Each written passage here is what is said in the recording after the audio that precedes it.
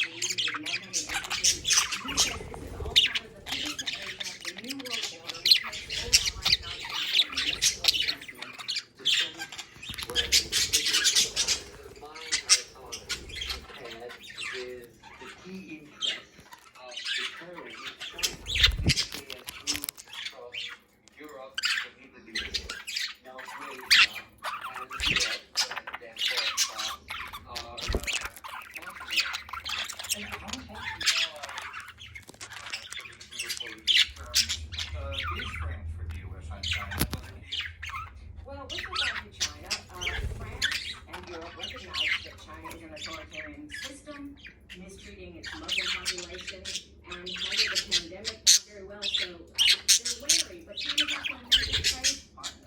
And let me note that France has interests in the Pacific. It has islands there. It has strategic interests. But France is looking for a third way in the Pacific. It doesn't want to get caught in a fight between China and the U.S. And this defense deal with Australia was part of France's way of constructing a third way of dealing with China in the Pacific. Thank you so much for being with us. Thank you, Scott. Demonstrated gathering from the Capitol more than 9 months after January 6th attack on the Capitol. Today's crowds are gathering to protest the ongoing criminal cases related to that attack. The protest is expected to be small. Former President Trump has warned his supporters to stay away because of the setup. Of course, these criminal cases continue to pile up with new charges every week, and NPR has been tracking the progress of these cases in a dedicated database. Tell us more. Meg Anderson from NPR's investigations team is here. Meg, thanks so much for being with us. Thank you. Hi. Help us understand what today is all about. So the rally today, it's by the group Look Ahead America, and it's part of an effort to portray the people that were at the January